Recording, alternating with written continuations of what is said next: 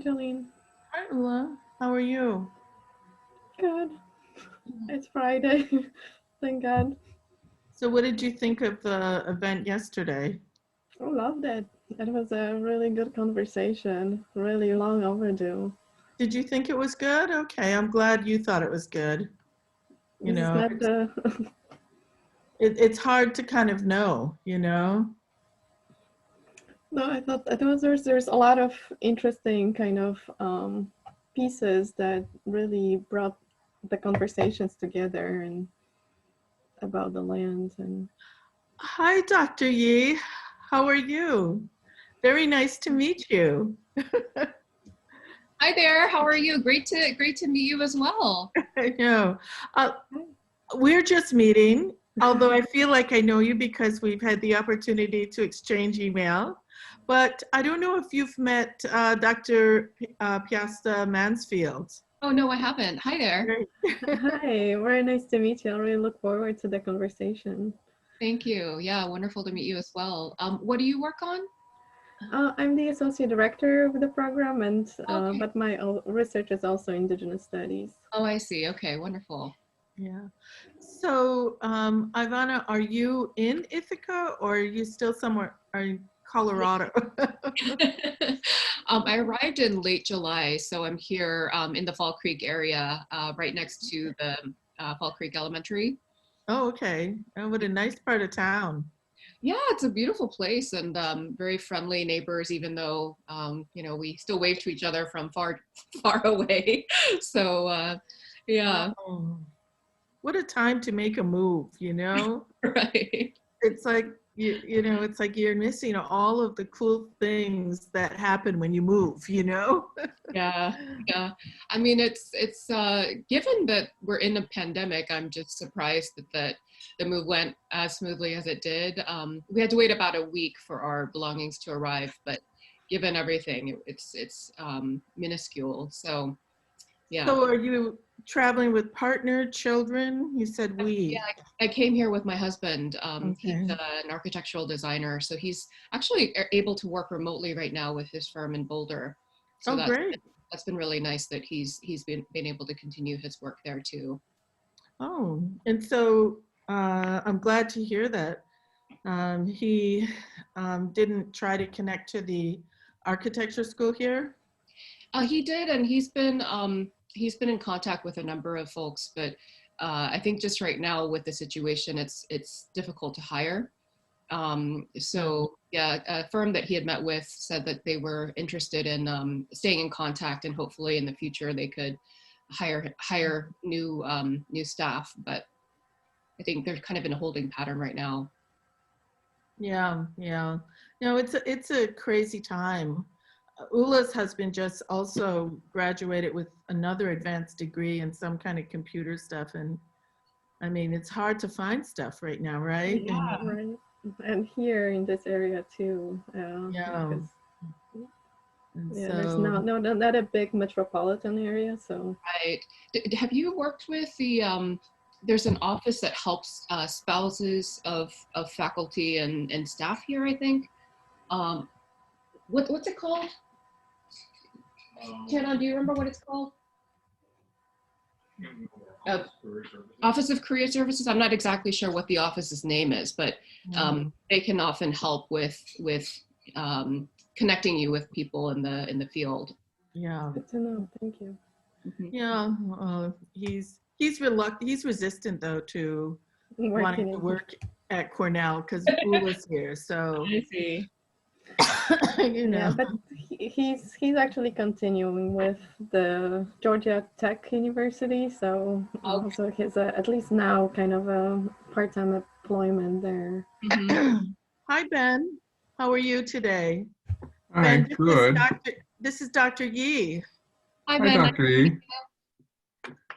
Nice to see you. I'm glad you could join us last week as well. Yeah, that was wonderful. I really enjoyed Professor, is it Chaffetz? Yes. Chaffetz's talk. Yeah, he'll be on today. Oh, wonderful. Yeah, I Yeah. mean, some of the themes that he brought up in his talk directly speak to my work as well. So it was wonderful to join you.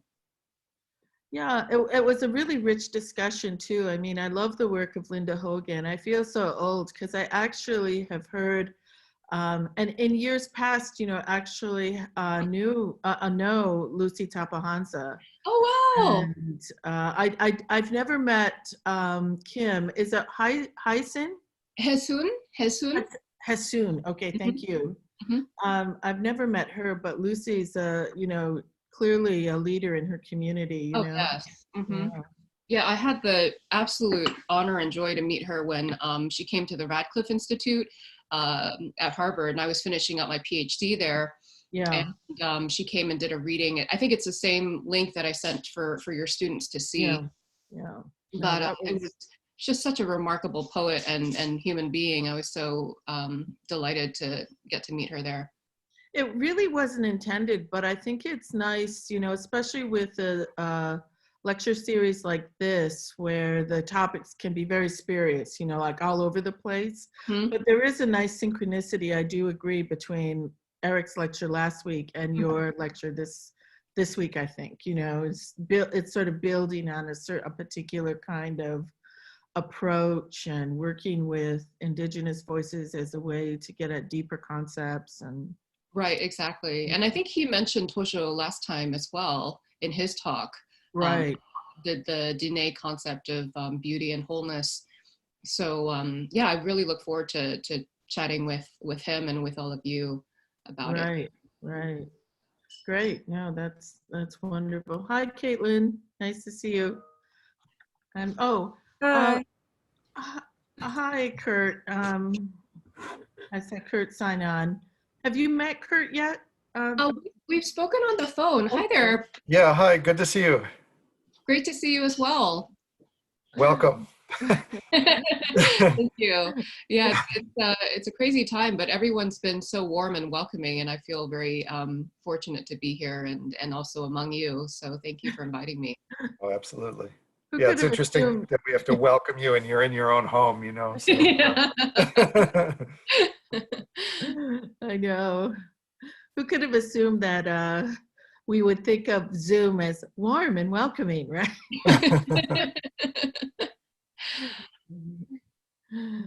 So, I think Ben, you are the person that is letting people in, or do they just come in?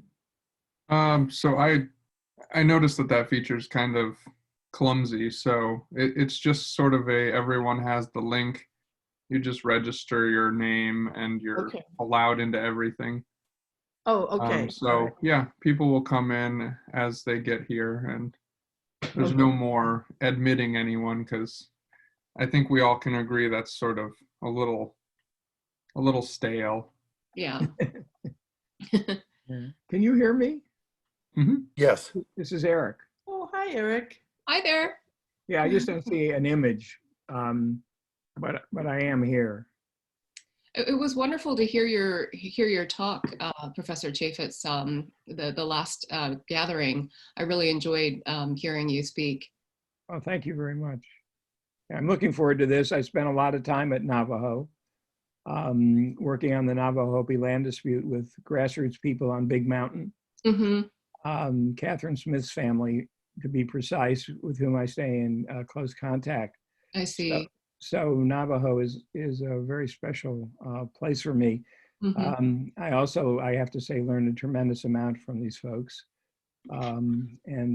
So a central part of my understanding of Native America, which is dependent on the time spent with Catherine and her family, and just going around the reservation, talking to people, and working on this land dispute, which unfortunately did not benefit the people I was working with, but worked to dispossess them. Mm-hmm. I'm looking forward to Changing Woman. Thank you. Yeah, many of the themes that you mentioned in your talk also really resonate with my work, and I'll be speaking about Hosho. I remember you spoke of Hosho last in your talk as well. So I look forward to the discussion ahead. Yes, absolutely. Mm-hmm.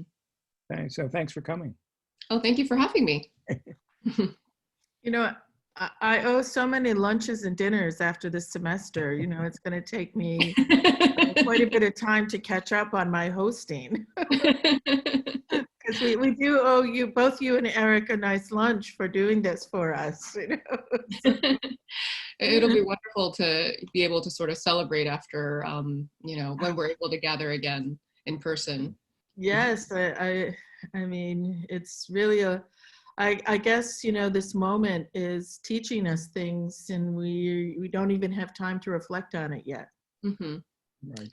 Mm-hmm. So, Did you see that Donald Trump and Melania got COVID?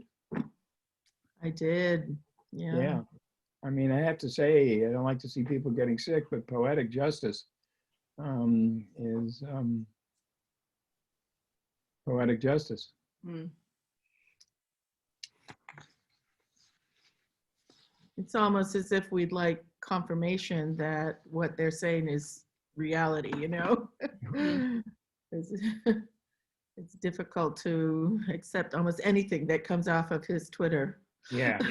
Yeah. You know, yeah, he just makes it up as he goes along. I think they said there were over 300 incorrect facts in the Right. debate the other night. So, Yeah. And he, you know, he doesn't debate. He just harangues. So it's impossible to debate him. I mean, Nancy Pelosi had it right, even though Biden has to enter into this contact when she said, "Don't debate him." And you know, the fact is, you since he doesn't debate, you really can't debate him. Yeah. So, but Biden's sort of stuck then in this, you know, these brawls that Trump conducts. Okay, so since we have a nice group, wow, big group already, over 20 people here. Happy to see it. We've got a Professor Nadasti with us, who's also in the American Indian and Indigenous Studies program, and he's the chair. Is he still the chair of anthropology? Correct. So thanks for joining us, Paul. And wonderful to meet you, Paul, and well, to see your face. I remember we spoke over the summer, and thanks for taking the time to do that. Yeah, same here. Welcome. Thank you. All right, and we've got Linda Glazer with us today as well. Hi, Linda. Nice that you can join us, who's one of the Cornell Press wonderful writers that we get to work with every now and then. Thank you so much. Glad to be here. Great. And I see we've got a nice group of students joining us, and it looks like some of your colleagues and students from Asian Studies are joining us as well. So why don't we take this moment to get started? And today I would like to welcome everybody to the American Indian and Indigenous Studies speaker series. We're very pleased this afternoon to be featuring a professor who is new to Cornell, Professor Ivanna Yi, and she's in both Korean studies, Asian studies, and located just in the Department of Asian Studies. I was already locating you in Indigenous Studies. So. I would love that. Forgive me. And for those of you that may not be familiar with me, I'm Jolene Rickard. I'm a professor in the Department of Art History and Art, and I'm also, of course, an affiliate faculty member in the American Indian and Indigenous Studies program. And I had the pleasure of serving as director for a number of years. And I'm really delighted that we're maintaining this series, and have to just express my thanks for the generosity of Professor Yi for agreeing to provide us with a lecture today. Because when we put the lecture series together, of course, we had COVID restrictions in mind, and there were budget restrictions. And so I've been promising lunches to everyone after we get out of this time of restriction. And so I'd just like to underscore that we're very appreciative of our colleagues that have helped us to maintain a critical discussion. Ivanna's son, An Yi, is currently an assistant professor. Is that correct? Still assistant? Mhm. Okay. I don't know why I promoted you already. Okay. A professor of Hopefully it'll Korean, come quicker than sooner rather than later. right, of Korean Studies in the Department of Asian Studies at Cornell University. She received her PhD in East Asian Languages and Civilizations from Harvard University with a specialization in Korean literature. Before joining Cornell, she was a visiting professor at the University of Colorado and a Korea Foundation postdoctoral fellow at Washington University in St. Louis. As a scholar of Korean and Native American literatures and cultures, she focuses on the intersections between performance, literature, and the environment in the 20th century to the present. Her current book project, Continuing Orality and the Environment of Korean Literature, engages Indigenous perspectives and theories from the Americas to illuminate ways in which land has been treated as a sentient interlocutor rather than a commodity by Korean singers and writers, both before and after the rise of global capitalism. So we can certainly see the resonances between Korean philosophy and Indigenous philosophies. So we're very excited and welcome you today. And so we'll turn the stage or the Zoom stage over to you, and thank you for coming. Thank you so much, Professor Ricard. I guess I will share my screen in just a moment here, but first I'd like to thank you for inviting me to give this talk for the American Indian and Indigenous Studies Program Fall Speaker Series. I'm honored and delighted to be with you here today. I would like to thank the program and Professor Ricard for extending the invitation, and to Professors Kurt Jordan and Paul Nadasdy for generously taking the time to speak with me about the program over the summer.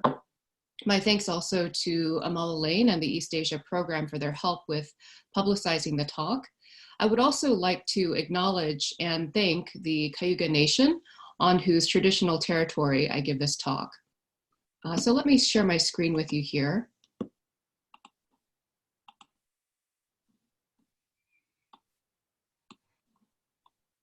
The title of my talk today is Changing Woman and the Collective Voice in Navajo and Korean Literature, Oral Tradition and the Poetry of Lucy Tapahanso and Kim Hae-soon.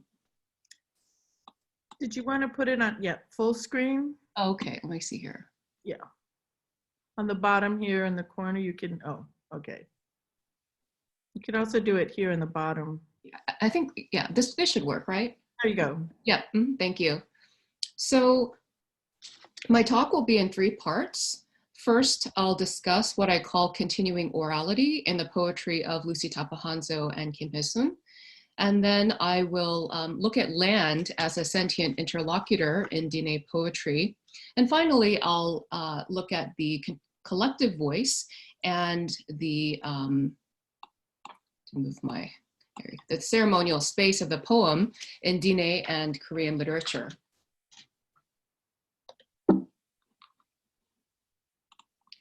Orality and literacy have traditionally been viewed in binary opposition to each other in the West.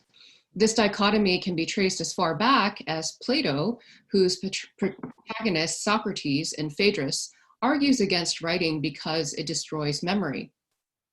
The advent of written literature has often been interpreted within the framework of a historical progress narrative as an outcome of humanity's development.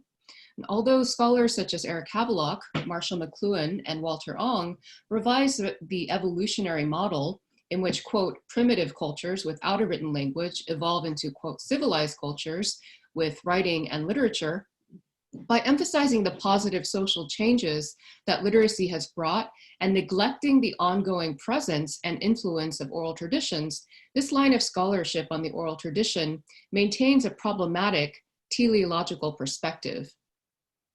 Recent scholarship by John Foley, Mark Amodio, and Lisa Brooks has pointed to the problems inherent in dichotomizing orality and literacy, demonstrating how orality and literacy are interdependent and often inextricable from each other.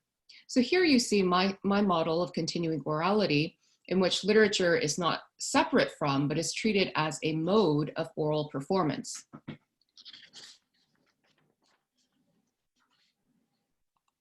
I define continuing orality as the flourishing of oral traditions through transformation, often through interactions with the non-human world and media such as writing or recording technology. A conception of song and written poetry as interconnected parts of the oral tradition can be found in both Native American and Korean literature, yet these literatures have rarely been compared. Studies of Korean literature have historically given disproportionate attention to Western theoretical perspectives. My work aims to center Indigenous thought and place it in conversation with Korean studies, opening new pathways of trans-Pacific research in Native American and Indigenous studies, Asian studies, and the environmental humanities. Native American storytelling converges with the oral traditions of Korea through shared aesthetic and social concerns, typological parallels, and engagement with environmental and post-colonial realities. Korea became a colony of Japan for 35 years, from 1910 to 1945, with the Japanese comprising one of the largest settler colonial communities in the 20th century. Placing Korean and Native American oral narratives in dialogue with each other reveals, for example, how the process of storying land, investing land with the ethical and spiritual perspectives of Native communities through storytelling, is a decolonizing practice which continues today in Korean and Native American communities. This talk examines how the oral tradition continues to flourish in the written literature of leading Diné, Navajo, and South Korean poets Lucy Tapahanso and Kim Hae-soon. Rather than analyzing their poetry as separate from the oral tradition, I treat their written literature as a mode of oral performance. Centering on the Diné conception of Hojo, beauty, order, and wholeness, I argue for the significance and continuity of the oral tradition in the renewal of a state of Hojo in post-colonial context in North America and Korea. The poems of Lucy Tapahanso, the first poet laureate of the Navajo Nation, and Kim Hae-soon, a pioneering feminist South Korean poet, exemplify continuing orality, the flourishing of oral traditions through transformation.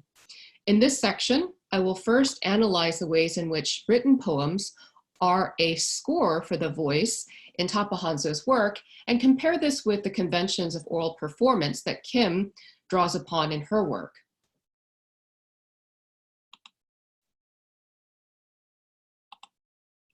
In the preface to her poetry collection, Sani Datal, The Women Are Singing, Tapahanso writes, many of these poems and stories have a song that accompanies the work. Because these songs are in Navajo, written version is not possible. When I read these in public, the song is also part of the reading. This is very much a consideration as I am translating and writing, the fact that the written version must stand on its own, even though I know it is a song which makes it complete. Tapahanso relates that a written version of Navajo songs is incomplete because the songs require music and a singer. It appears the Diné songs Tapahanso refers to must be sung in live performance to be represented accurately. In an effort to bridge this incompleteness, in a later book, Tapahanso brings the physical sound of her voice and singing to her written poetry. Her book, A Radiant Curve, published in 2008, comes with a CD of Tapahanso reading her work. I have that here. You can actually see the book looks like this, and at the very end, you can find the CD. Oral performance is thus not only embedded in the text, but insisted upon by the author. Her voice is a significant carrier of the poem and crucial for receiving the multiple dimensions of the poem. Tapahanso's performance of the poem Far Away illustrates how the written form is a kind of score for the complete work, which cannot be fully represented on paper. Tapahanza states on the CD that the poem is in the form of prose accompanied by song. Between these prose-like passages, a non-phonetic symbol in the shape of a semicircle with rainbow-like rings marks the places where the repeated song is sung. And that symbol looks like this on the cover of the book. Significantly, other than the symbol which marks the place of the song, the entire song, parts of which are in Dine, is not recorded on the page. The only way to hear the song in the absence of Tapahanza herself is to listen to the CD. So let me play that for you here. This is called Far Away, and it's prose accompanied by song. Far away. Rita was at the trading post waiting to have her check approved.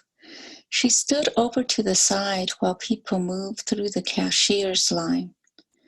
Then this guy came over after buying a bottle of Joy detergent. He said, smiling, "It's really sad to be alone, I found out. That's why I'm buying this, to wash my dishes alone." Rita was so surprised, she just said, "Oh." After he went out, the cashier said, "Eh, is that all you can say?" Rita and everyone in line laughed. When Rita came out of the trading post, that guy with the joy was gone. "Where trading posts at? Where trading posts at? Schickat Anna schnell away, hey, far away, far away, Schickat Anna schnell away, hey, The traffic is awful at Shiprock Fair. You have to park on Friday night to get a decent spot for the parade. Most families have a traditional spot, and every year relatives and friends look for them there. Sometimes we sell coffee and pop from the back of the pickup, but usually we drink all the coffee ourselves and forget to pay. The kids get so excited and try to dance with all the dance groups that come by. They catch candy from the various floats. Hours later, when it's all over, they're sweaty, sticky with candy, and grouchy. So we pick up the chairs, blankets, bags of candy, and free stuff, and ease into the long lines of traffic. No matter where we want to go, it's slow going. It's easier if the traffic officer is a relative. Then you can say, "Shawab, my baby, let me in." Then they'll stop cars and let you break into line. Once in traffic, a friend said, "Shiprock Fair is not the only one you know. Tuba City Fair is better than this." We just all looked at her and thought, "Where Tuba City? Where Tuba City? Schickat Anna schnell away, hey, far away, far away, Schickat Anna schnell away, hey. So I'll pause there. The experiences of reading the poem and hearing Tapahanza perform it in recitation and song are utterly different. When listening to the CD, the last prose sentence or the last half of the last sentence is repeated at the start of the song, though that repetition is not noted in the text itself. While the body of the prose passages adhere to the rules of English grammar, the last sentences often adopt the grammar of song. Where trading post at? Where Tuba City? Where that old sandwich?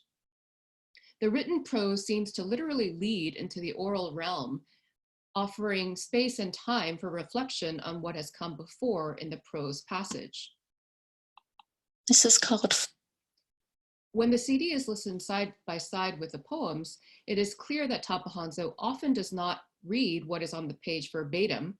For example, in The Canyon Was Serene, she changes words, switches word order, and adds an entire sentence. The following is a textual representation of those changes, and I can play that for you again here. Each day. The next poem is a sestina entitled The Canyon Was Serene. Tonight, as the bright moon fills the bed, I am certain that I can't rise and face the dawn.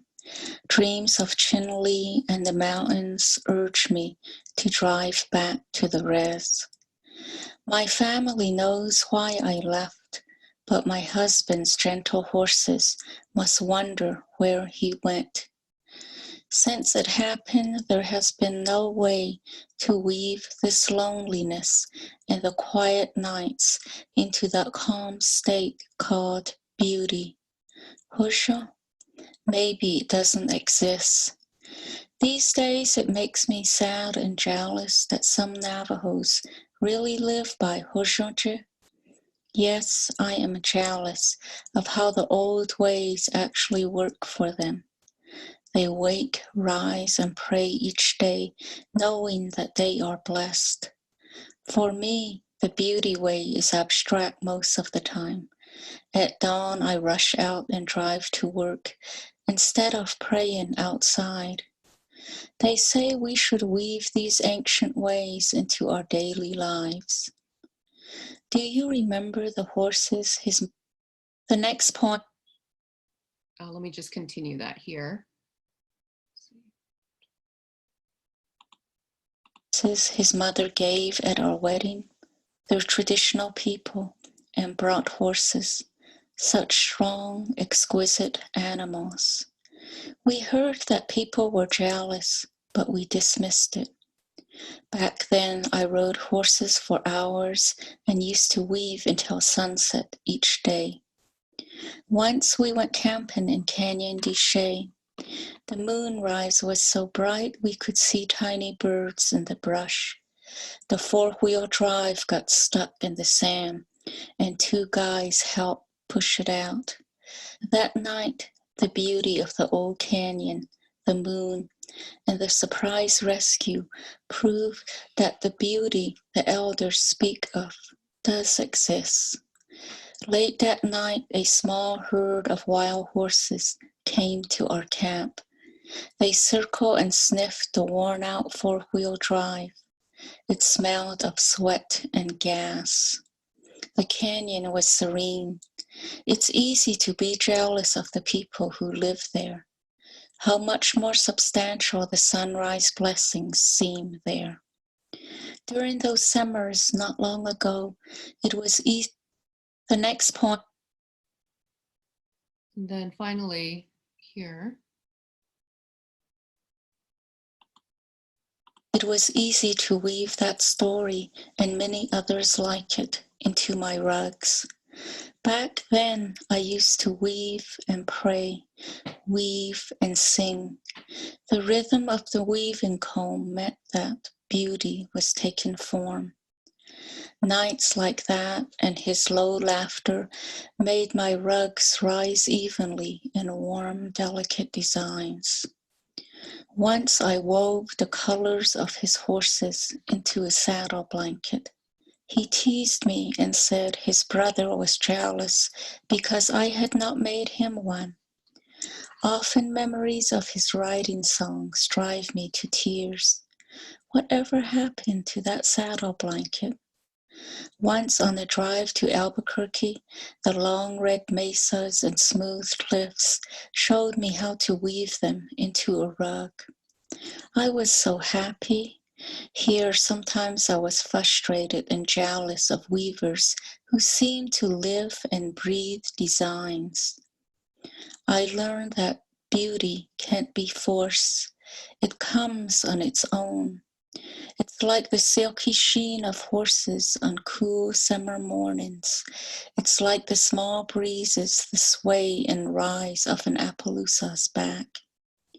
Back then, we drove the sheep home in the pure beauty of Chinle Valley twilight. Will I ever weave like that again? Our fine horses and tender love cause jealousy. He's gone. From his grave, my tears rise. Yeah, it's such a beautiful poem. I wanted to play that one for you in its entirety.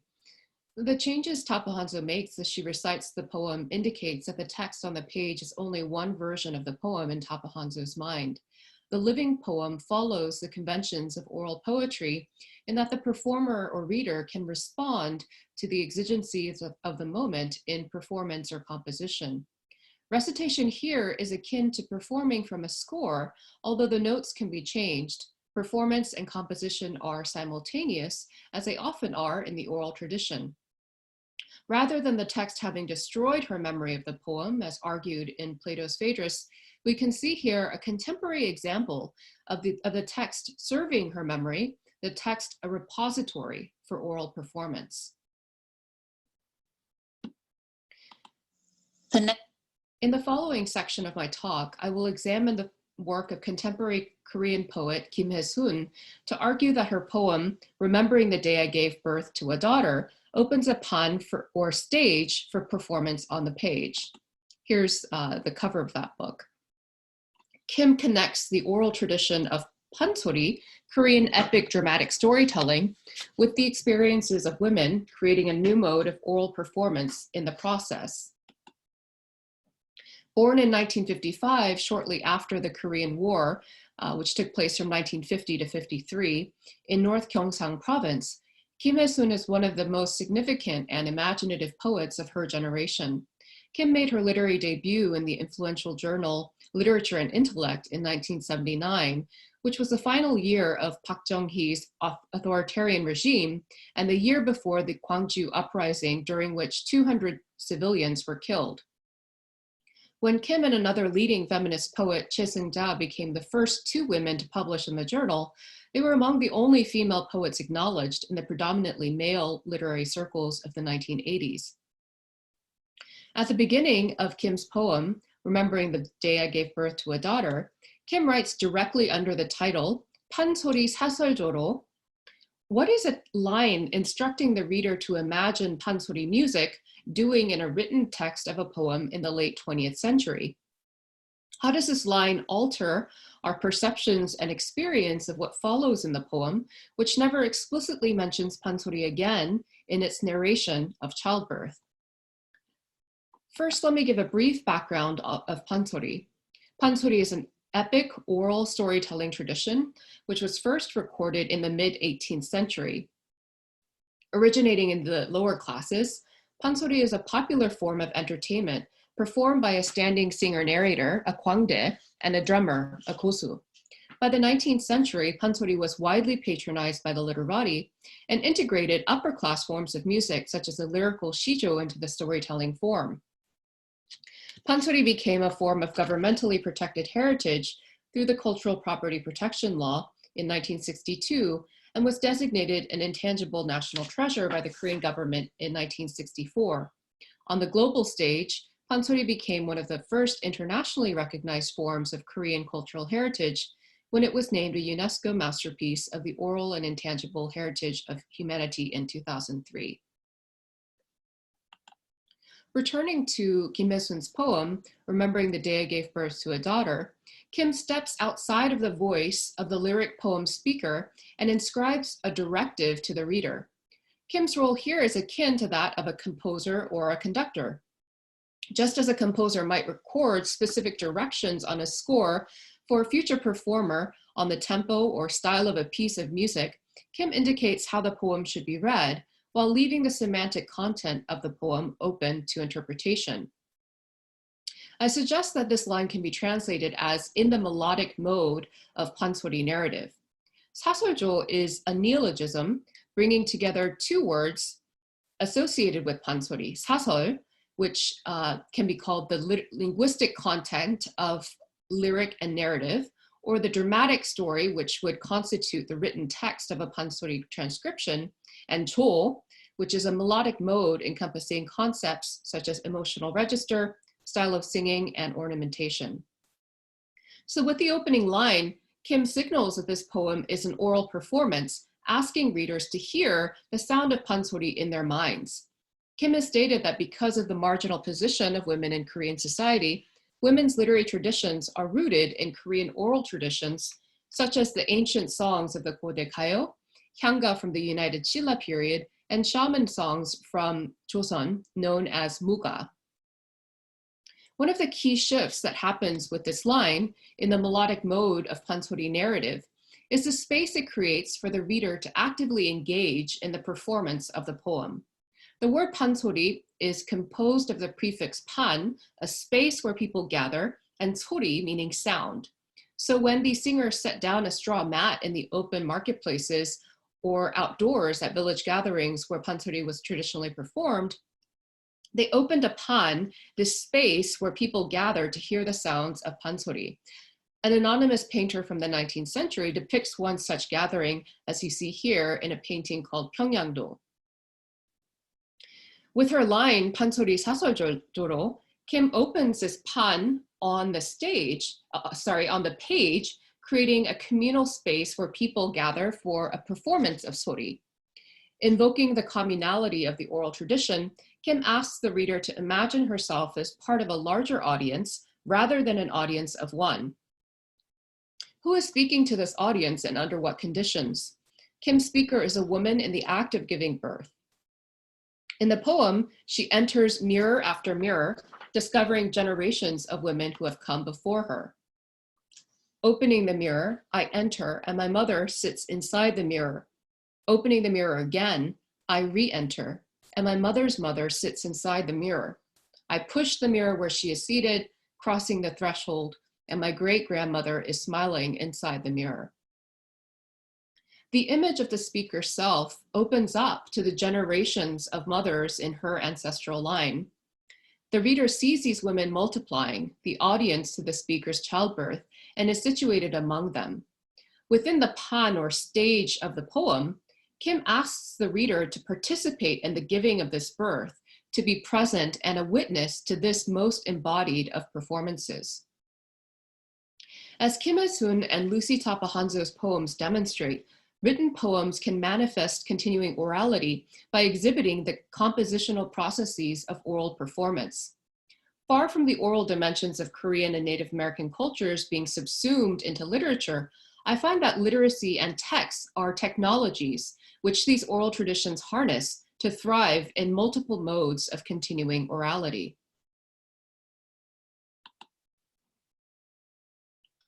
Written in both Dine and English, Tapahanzo's poetry articulates Dine relationships with land and depicts the land as a speaking subject which responds to the Dine language. In This Is How They Were Placed for Us, the land is aware of humans and addresses them in Dine. Blanca Peak is adorned with white shell. Blanca Peak is adorned with morning light. She watches us rise at dawn. Ndoje sha chini nile. Get up, my children, she says. The speaker connects Dine creation stories with the land, relating that Blanca Peak is changing woman returned. This was one of my favorite memories from completing my PhD program when Lucy Tapahanzo came and visited Radcliffe. And during that visit, she expanded on her connection with changing woman as a Dine person.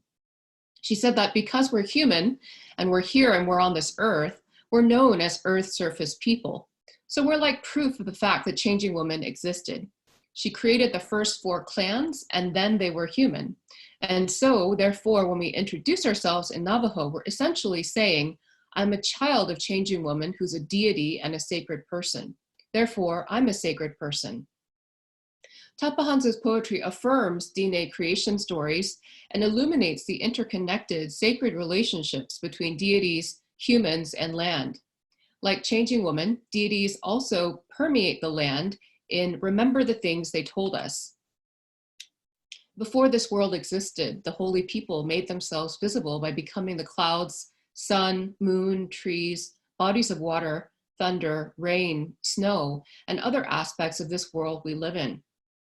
That way, they said, we will never be alone. So it is possible to talk to them and pray no matter where we are and how we feel. Biaje danidle, we are their little ones. The speaker in Tapahanzo's poem relates that the visible land is connected with the sacred, that it carries the presences of the holy people. By introducing the Navajo words, Biyaja Denidla, the speaker addresses other Diné speakers, asserting that she and they are the children of the holy people. These poems articulate a state of Hojo, a central concept in the Diné worldview and philosophy. Robin Riley Fast asserts that the poem describes the intricate relationships among the Navajos and the sacred mountains that define their homeland. In doing so, she says, the poem reaffirms the mythic grounds of Navajo existence, promising continuance in a relationship of order, beauty, and wholeness with the physical, human, and spiritual worlds. This relationship Fast articulates may be called Hojo, which is linked to Diné ceremonial practices. As Gary Witherspoon has observed, the original creation of Hojo was a development of thought and intellect on the part of the holy people. For the Earth's surface people, restoration of Hojo is a dimension or capacity of ritual knowledge. The ritual takes the patient back to the beginning of things, or apparently assumes he is already there because it is there that the ritual starts and recreates the world according to Hojo. Ritual reinforms the environment with harmony, order, and beauty, and that is why all rituals conclude with the phrase, Hojo has been restored. Laura Tohe, a Diné poet who succeeded Lucy Tapahanzo as a second poet laureate of the Navajo Nation, articulates the ritual aspect of maintaining the sacred connection to the land and renewing a state of Hojo in the process. You can see here her poem, we lived according to the teachings of the holy people to dwell within the sacred mountains. Sisnajani rising to the east, Zolzol rising to the south, Dokko Oslid rising to the west, Debenitsa rising to the north. We raised our families, planted our corn, greeted the dawn with our prayers, and followed the path of corn pollen. Every day was a new beginning, in beauty, in beauty. The speaker of Dineta recalls and retells the names of the sacred mountains in the Diné language and shows how the traditions of the past continued each day, creating beauty, opening the way for Hojo. The speaker later asserts that the land is imbued not only with Diné storytelling traditions, but with the historical hardships of the people as they were forced into exile by the US government in what is now known as the Long Walk to Bosque Redondo. Quote, and even now the land we cross still holds the memory of our people's tears, cries, and blood, unquote. The land has consciousness and remembers the lament and suffering of the Diné as they endured the forced walk across the Rio Grande from what is now Arizona to eastern New Mexico. Laura Tohe and Lucy Tapahanzo portray the land as a sentient presence which remembers the speech, lives, and emotions of the Diné. This perspective is in sharp contrast to the conventional Western perspective of land informed by Cartesian dualism, which has enabled people to view land as a commodity.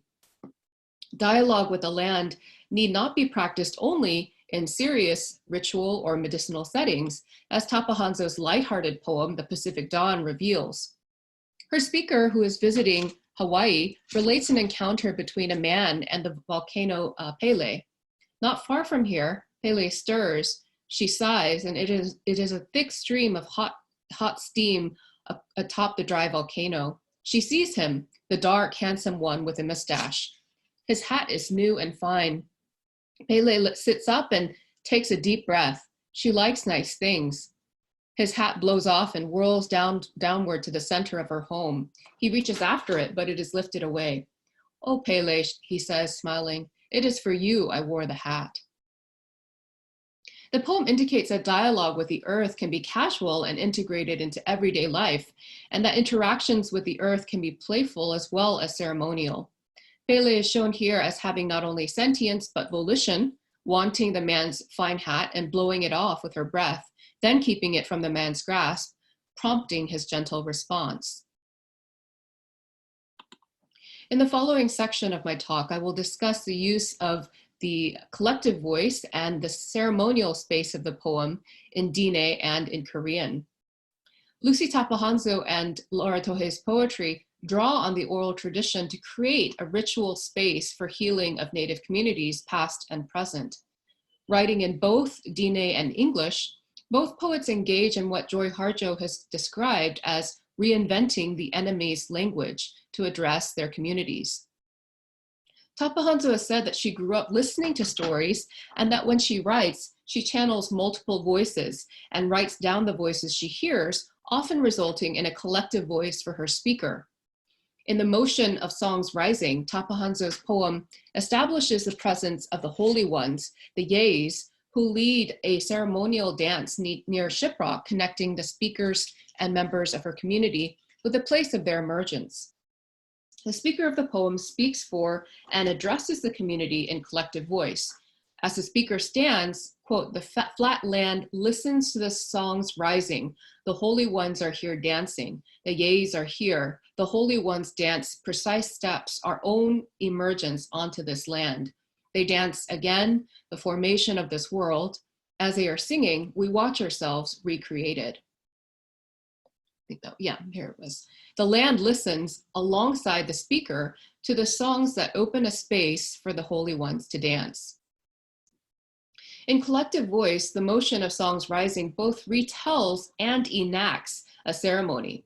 As in Tohe's poem Indine Ta, which we looked at earlier, Tapahanzo's speaker experiences the cyclical nature of creation and restoration to a state of Hojo. They are dancing, and in the motion of Songs Rising, our breathing becomes the morning moonlit air. The fires are burning below as always. We are restored. We are restored. In this sense, these poems are similar to the Blessing Way rites, Hojoji, which function to restore order and balance in the world. Like the Blessing Way rites, the language of Tapahanzo's and Tohe's poetry creates a storytelling path in the present to trace paths of Diné emergence and facilitate healing in the wake of settler colonialism.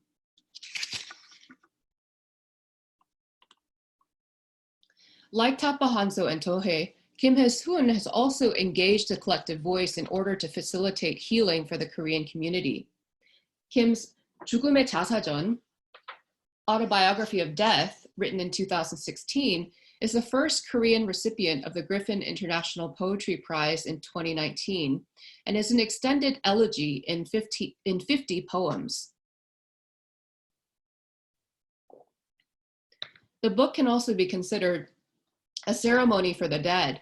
Each of the first 49 poems corresponds to a day in which the spirit of the deceased wanders before entering the Buddhist cycle of reincarnation. Translated by Kim's longtime collaborator, Korean-American poet Don-mi Choi, the poem excavates the deaths of Koreans who lost their lives under the violent force of government, including dissidents during the military dictatorships of Park Chung-hee and Chun Doo-hwan, many of whom were students. Autobiography of Death connects the structural injustice of this loss of life during South Korea's democratization movement with the recent deaths of 250 high school students who drowned during the Sewol ferry disaster in 2014 due to the overloading of cargo and the negligence of the Park Geun-hye government. Here's an interview with Kim Hae-soon where she describes how she came to write the book.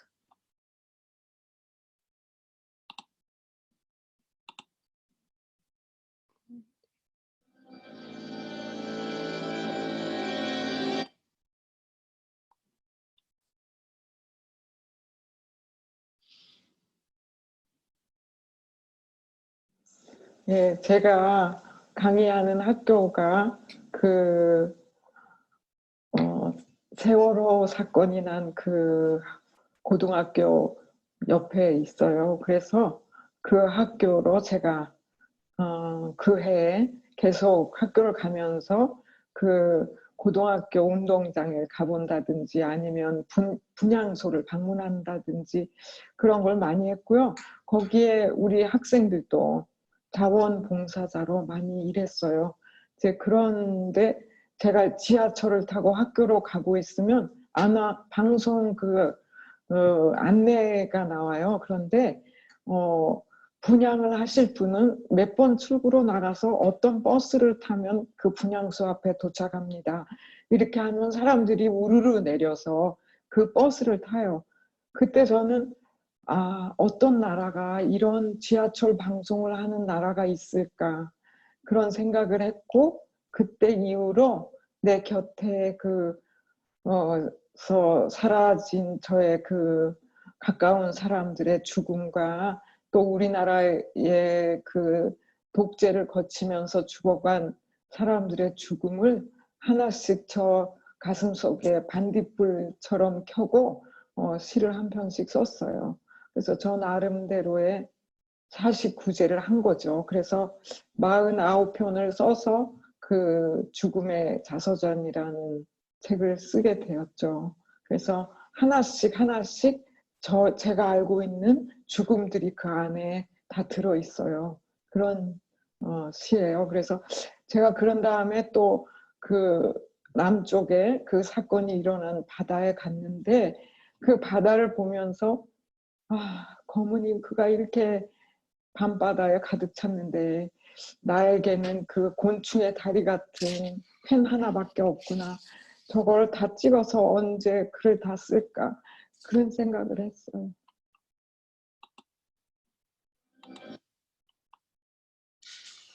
Throughout her career, Kim has emphasized the corporeality of writing as a woman, an act she considers distinct from the experiences of male writers.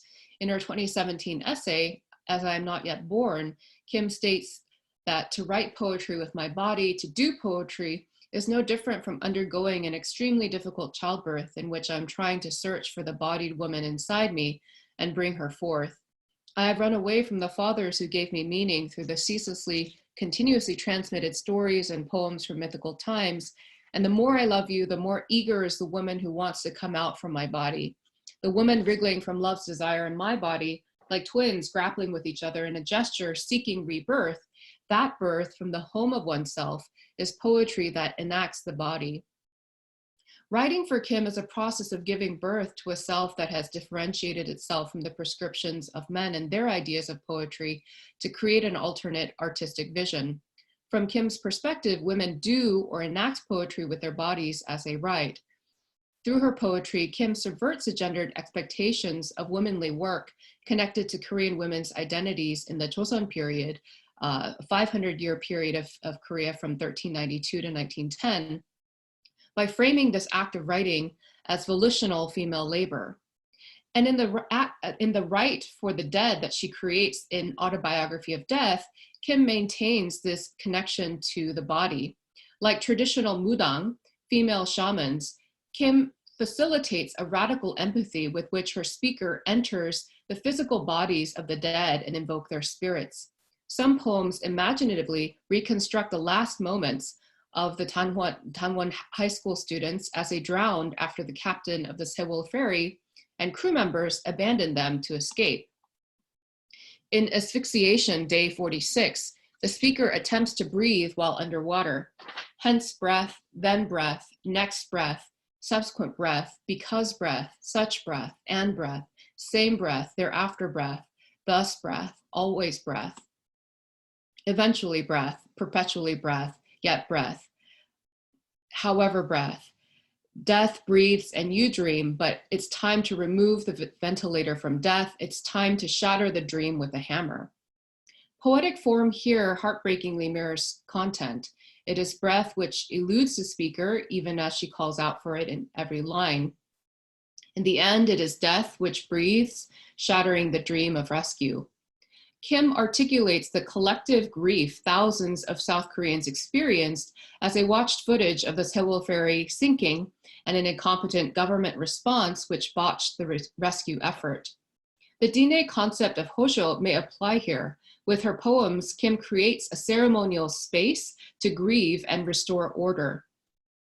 Autobiography of Death facilitates the mourning of what became a national trauma and restores the humanity of the many students who died. As a translator working from Korean to English, Dong-mi Choi is aware of the asymmetrical power dynamic between these countries, and the paratextual additions to her translation ensures that she remains visible as a mediator of Kim's work. Autobiography of Death concludes with a lengthy interview between Choi and Kim, followed by Kim's translator's note. With these questions in text, Choi frames the book as a meditation on Korea's violent democratization movement and an auto-testimony explicating Kim's writing process as one that caused her great physical and mental suffering in revisiting the historical traumas she lived through. Choi underscores Kim's view of the, quote, structure of death that we remain living in, interpreting that structure as incorporating the neo-colonial and neoliberal order that has shaped Korea's history since the US intervention at the end of World War II. Choi suggests that the narration of this structure of death is a method of decolonization. The poetry of Lucy Tapahanso and Kim Hae-sun reveals how the oral tradition continues to flourish in contemporary written literature. Addressing Diné and South Korean communities in the collective voice, the speakers of their poems facilitate Hojo by creating ceremonial spaces of healing, mourning, and celebration, and maintaining a dialogic relationship to land.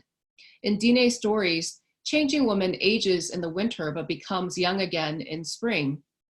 As though following after changing woman, the oral tradition remains significant in both Diné and Korean poetry, staying vital through transformation. Thank you.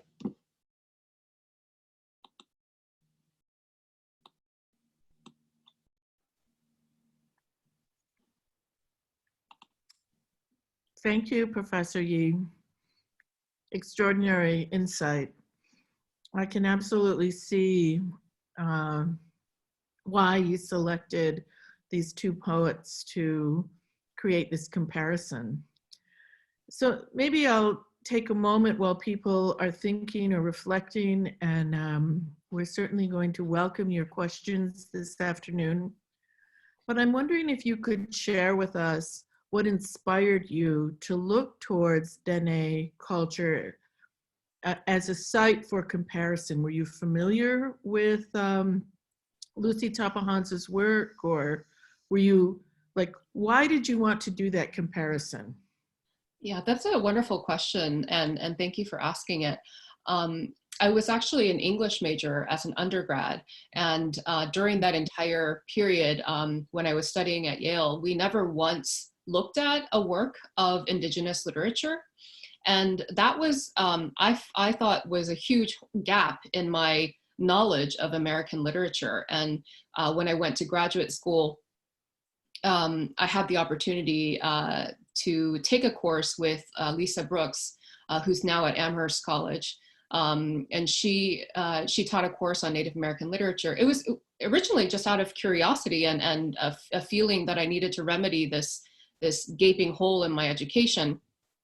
And she taught this course, which included conversation about oral traditions as they relate to Native literatures. And I found so many parallels unexpectedly, with the Korean tradition of pansori and a lyric tradition called chijo as well, and how these traditions also continue, even though they're in a lot of scholarship, there's a rhetoric of these traditions dying or being endangered. And also just in terms of the post-colonial context, while different, I found that a lot of the issues and a lot of the conceptual ideas that scholars and writers were grappling with were very similar. Issues about language, language loss, issues about land, and thinking about different ways of approaching society following settler colonialism. So these comparisons became really clear to me as I was taking the course, and I decided at that point that I wanted to pursue it as part of my dissertation, and now it's part of my book project. But that's kind of how I got started, and I was really lucky that while I was at Harvard, Lucy Tapahanso came to give her reading, and I had the chance to meet with her, and yeah, her poems really are so moving and beautiful, and it's a pleasure really to work with them. Thank you. If anybody has a question, it would be convenient if you could use the raised hand in the participant chat area to let us know. Okay, Peter. Unmute yourself. There we go. Hi, can you hear me? Yes. Okay, great. Thank you so much for your talk. I thought it was quite incredible to also like listen to you read a paper, and so that mirrored also the work that you did. So that was really great. I wanted to know if you could talk a little bit more about the place of Indigenous sovereignty and indigeneity generally in the Trans-Pacific framework that you sort of mentioned a little bit at the beginning. Yeah, that's a great question. So, you know, in the way that indigeneity has generally been conceptualized is vis-a-vis like white settler colonialism. And this is really an emerging framework in Asia, where we're starting to think about dynamics of power following colonialism, where in Korea, for example, it's not, we don't have a minority community. Koreans dominate the peninsula, but there's a legacy from that history of colonialism, and also from US intervention following the World War II. The US presence is still very much active, and there are a lot of military bases in Korea, and the power dynamics with Korea and the US have always been uneven. So in terms of indigeneity, I think in Asia, we're moving towards a more kind of global understanding of indigeneity, where it's not necessarily, I think, where oppression is more the key factor than a community which has been seen as, which has become kind of a minority community because of settler colonialism. That's fascinating. Thank you, Peter. That was a great question. Do I see any other hands? Okay, Paul? Hi, thanks for that talk. It was fascinating.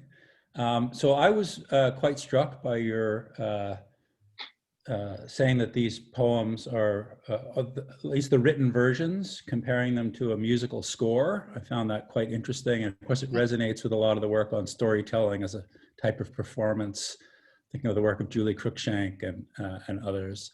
But so that suggests to me that in some way, the written form of the poetry is actually secondary, right? That it's sort of a way for future people. It's like a score, right? I mean, most people, musicians may, but most people don't sit down to read a musical score, right? They want to hear the actual performance. Right. So I'm wondering if there's a way in which either of these poets have ever expressed anything like that. I mean, certainly in many indigenous communities, storytelling is often a performance. It means a different thing in a different context. And so it's important for storytellers to learn the basic story, but of course they also then need to know how and in what way to deploy it for what ends, right? And a good storyteller is someone who can do that. So I'm wondering if either of these authors has sort of addressed that aspect of the work and how they see the sort of written form versus the oral. Yeah, thanks for that question. It's a great question. And when I was speaking with Lucy Tapahanzo during her visit, she addressed this by saying that she initially composes these poems in Diné, because that was her first language, that's her mother tongue. But when she was educated in the school system, she learned how to write. And so when she's thinking about Diné, she's thinking more in terms of an oral context for the poem. So the poem lives in Diné in her mind, but then when she writes these poems, generally she'll write them predominantly in English with some Diné lines in them. So she said that it's a difficult balance, because oftentimes she'll hear these songs as she's writing that go along with the stories that she wants to tell. And in many ways, I think it's similar to how Joy Harjo describes the written, attempting to overtake the oral, but for many Indigenous writers, it's more about how do we use English as a tool? How do we reinvent this language as a tool to tell our own stories? And so I think that's one of the reasons why Tapahanzo insisted on the CD for her poems, so that people could hear the poems in performance. And in the Korean context, writers are more, I think the oral tradition has been treated as secondary for so long that writers address the oral tradition, but it's more that their written literature opens up spaces for the oral tradition to come through. So for example, in the poem that I looked at today, the poet states at the beginning of the poem that this should be read in the storytelling tradition of pansori, so that you should hear it in your mind as it's being performed. So she doesn't necessarily insist on you hearing pansori with a CD or things like that, but just in your mind to understand that this is a pansori, this is a space for you to participate. And in pansori, there's something called chuimse, which is audience interaction, giving cries of encouragement to the performer. And there are some poets like Kim Ji-ha, a colleague of Kim Hae-soon's, who will integrate these actual cries of encouragement and drum beats into his written poetry. So it's more of a textual performance of orality, I guess, in the Korean context. Thank you. Yeah.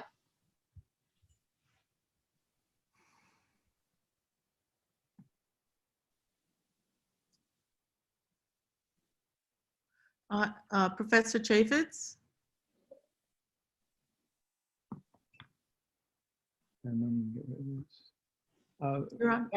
Thanks for the talk.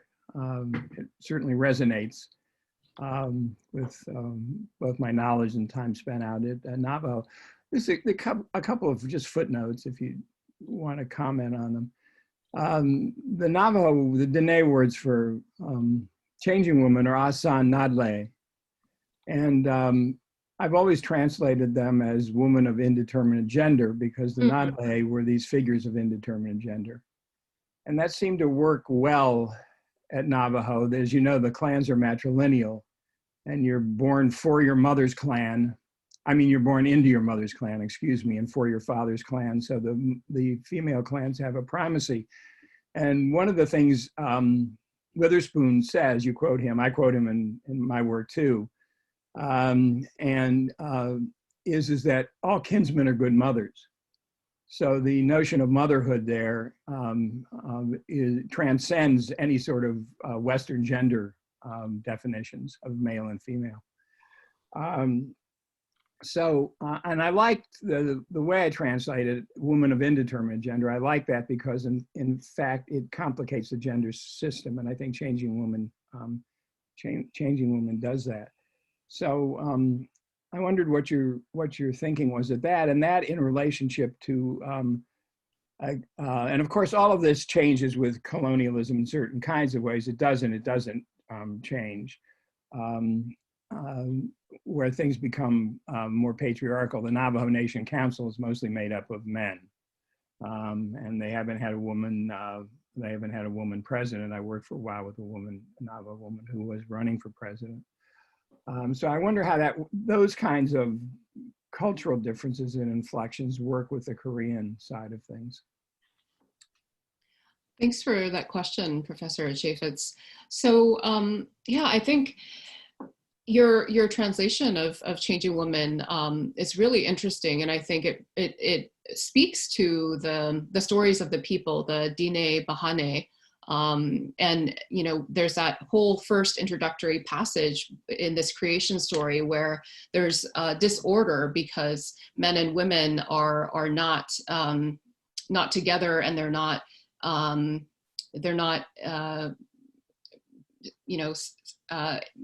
I think they like masturbate, and they're not giving each other fulfilling each other's needs, right? And so there's this disorder, and that throws everything into chaos and creates the monsters that later need to be slayed. So I think gender is a very important issue, the performance of gender and the balance between the sexes. So when you say that changing woman could be a woman of or a person of indeterminate gender, I think that's definitely applicable there. The only tricky part is that I think she actually gives birth, right, to the first humans. So there's that tricky issue of anatomy, and maybe that's why she gets translated as female. Yeah, but in the Korean context, since the Joseon dynasty, from 1392 to 1910, Korea went from a Buddhist society in the Goryeo period to a Neo-Confucian society, following some of these traditions from the Chinese philosopher Confucius. And with that, there became this very, very strict dichotomy between men's and women's roles in society. So women were for many centuries really excluded from literary circles and literary life, and that extends even today into contemporary literature, and that's why I think Kim Hye-sun really articulates the fact that she thinks that her writing, a lot of her thinking about writing and the way that she's inherited her writing comes from the oral tradition, because oral performers, because they weren't treated as literary scholars and they didn't have those prescriptions for being a certain gender, a lot of those oral performers were female. So she kind of traces her artistic lineage back to these oral performers. Right. If I could do two more just quick things that I've noticed in teaching and working with Native poetry is, first of all, it differs even in translation from Western poetry in that it is not metaphoric. Paula Gunn Allen said there are no metaphors in Native languages. I mean, the earth becomes a metaphor in Western poetry, but in Native poetry, as you were pointing out, it's a literal, it's a literal mother, it's a literal person, it's a literal entity. So one of the things that strikes me about Tapa Hansa's poetry, which I have taught, is the very matter of factness of it, the very materiality of it. That it is in a way devoid of metaphor. These things are not to be equivalent. There's the metaphor brings together these sort of distant entities, and there's the literal and the metaphoric. But what I find in Native poetry generally, and I think the poems you were quoting are a good example, is of this sheer powerful literalness. I wondered what you thought about that. In the Navajo context, or in the just in the way the poetry works, she describes situations, scenes. There is no sort of metaphoric work where the sun stands for something or the earth stands for the earth is the earth, the sun is the sun, and all the poetry is based around these concrete situations, right? I mean, it's very, very, very material in that sense. I just wondered what you thought. Yeah, I mean, that is very, very true about her work. And it's, there's two sides to that though, right? That there's that very concrete material presence about the work, but that I think she's implying in a lot of her poems, or the speakers imply that is also a part of the spiritual world and spiritual life, right? And so it has these other registers, even if she's talking very matter-of-factly about things that happen in real life. Yeah. I think one of the things you pointed out at the beginning is traditional indigenous thinking is typically not oppositional. Yes. It's complementarity. Things don't work in opposition to each other. It's like the male female. That's why I think changing woman is woman of indeterminate gender, because it breaks down any sort of simple opposition between males and females. And so I think, what you say about the spiritual and the material, I don't think if you look at Native languages, you're not going to have an opposition between the spiritual and the material, but they're going to be brought together in a way which is not typical of the way Western poetry works because of those oppositional points. Yeah, that's wonderfully put. Fantastic. Do we have any other guests that might have a question at this point? Because we'd like to move on to, we'd like to thank you for participating in the lecture this afternoon. And we'd like to move on to the portion of the class where the enrolled students have an opportunity to be in dialogue with Professor Yee. So anybody else have a comment or question? Angelica?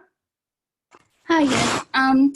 Thank you for calling on me. Professor Yee, this was such a lovely talk, and thank you so much for sharing. I just wanted to ask a little bit more if you could expand on the idea of the ceremony and constructing the ceremonial space for healing, and talking more about how in both contexts they're able to construct like a ceremonial space for healing for like the post-colonial context, because I could see how they were I could see the ceremony for because I could see the Hojo ceremony for the Navajo context, and I could see the Buddhist ceremony for death, but I wasn't quite able to make it go further than that into the larger context. And I was wondering if you could speak further about it. Thank you. Yeah, sure. Thanks, Angelica, for your question. So in the autobiography of death, I think that Kim Il-sung does something really remarkable in creating that right for the dead. And there is, in Korean, contemporary Korean history, the president that I mentioned, Park Geun-hye, she was actually ousted from the government. She was the one who was in power when the Sewol ferry disaster happened, and she was ousted from government for having found to be corrupt, and there were thousands of people coming out onto the streets every Saturday in Seoul, protesting her corruption and asking her to be taken out of government and put into jail, which actually she now is. So there was a lot of disorder in Korean society following this event, but also because of the corruption in her government, for example, giving certain conglomerates, big conglomerates, like LG or Samsung, particular favors or oversight that didn't really get completed. And that was also the case that happened in the ferry disaster, that it was really a situation of venality, of greed, and it's a critique, I think, on the capitalistic society that Korea has now become following the US intervention in Korea. So South Korea became a capitalistic society. North Korea, as you know, became communist. And there's a lot of bribery that happened. So what happened is that the people who were supposed to make sure that the ferry was not overloaded, they were bribed. And it was overloaded to such an extent that it would have been almost impossible for them to have a safe journey. And so after that happened, and the ferry tipped over, there was still a lot of time. There were several hours where the government could have responded and brought in the help that these students needed to be rescued. But the government didn't step in. So there was this incredible sadness and sorrow that Koreans felt as a result of all of these complicating factors: capitalism, the corruption of the government, the way in which they weren't given any official truths about what actually happened. And so the poem and the ceremony of the poem, I think, is a kind of catharsis for what occurred, expressing the grief of the people, but also, humanizing these students who have been just, treated like a statistic for the government before they were killed. So yeah, so it's a ceremony of healing in that sense, in that it's speaking collectively to people's grief and using a religious tradition, Buddhism, that has been in Korea since the 4th century, and drawing upon that to bring people together into consciousness of what happened, speaking these truths, articulating that grief, and giving people a place for mourning. So that's kind of what I was thinking when I talked about a space for ceremonial healing in the book. Thank you so much. Mm-hmm. So the students had prepared some questions based on the materials that you have provided for us. And I thought that perhaps we could ask them to begin to share some of them. Everybody's screen is different, but maybe we could start with Samia today. Sure, thank you. Yeah, so I think some of my questions were answered, and I don't have really a fully formulated question right now, but I think I'm curious about kind of the concept of how a relationship to land is sacred, and how the transformation of oral versus written tradition have changed in the past like 20 years specifically. And I guess my question is kind of two separate questions that inform each other, but I'm wondering, one, if you got a sense working with both poets, how their relationship to documenting traditions that were traditionally orally transmitted, how that relationship has changed over time, considering, cultural preservation is also important, but you also mentioned kind of the written language as, or writing things in English as a, form of neocolonialism. So yeah, I'm wondering if you could speak on that. And then as well, kind of tying in this concept of land as like a sacred entity that we're in relationship with and that holds our beliefs and our emotions with it, and it's not something separate than us. And I'm wondering if you also got a sense of how the poets related to the land in terms of writing things and documenting things, and if there was ever a sense of like communing with the land in order to, I guess, consent or ask permission about documenting, if that makes sense. Yeah, those are really wonderful questions, Samia. Thank you. Yeah, land is treated as a sentient interlocutor in both the Diné tradition and in much of the Korean literature I've been looking at. And this will be my part of my second book project, looking at the way that Koreans treat non-human animals as well. But when we think about pansori singers, for example, who are still performing today, they often go into the mountains to cultivate their voices. And this practice is called mountain study, pansori sangonbu. And that follows a long tradition of singers engaging in dialogue with the land and forming a connection where they feel listened to by the land, but also they need to engage those the sounds of the land to be able to better articulate what the stories are trying to tell. So, for example, they'll go to a waterfall and will sing in front of the waterfall and engage with the sound of the waterfall, and that's to be able to, on the technical level, be able to project their voices over the sound of the water. And you see these stories being told about singers who form scars on their vocal cords and until the point that their vocal cords even bleed in front of the waterfall. Yeah, and so there's a kind of ritual aspect to that there's a pain that happens, there's suffering that happens, and that the singer is then transformed after those kinds of encounters with land. And this is still a practice that is ongoing today. When I was doing my field work, I would go with my teacher to Jidisan, which was where pansori actually originated in the southern region of Korea.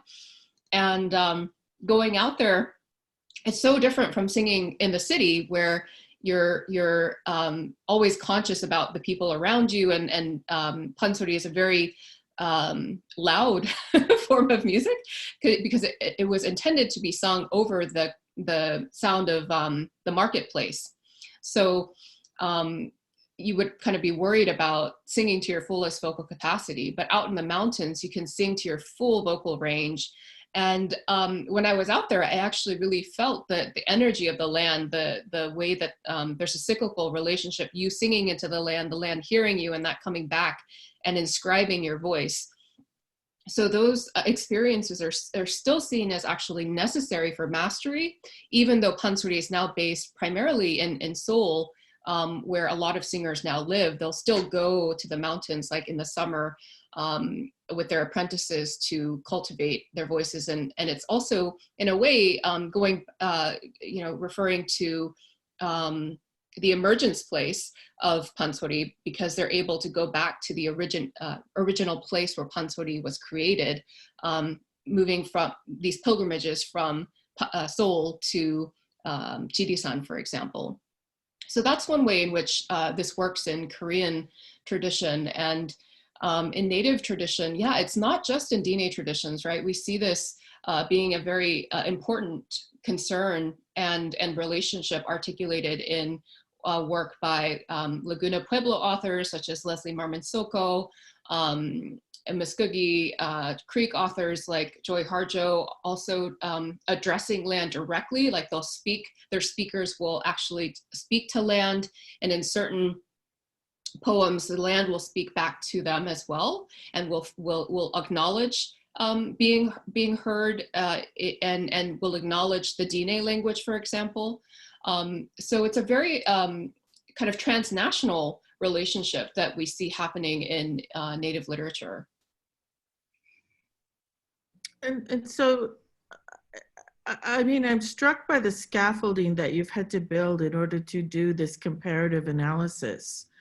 In that, on one hand, you had positioned in your work the question or the existence of the relationship to the settler state.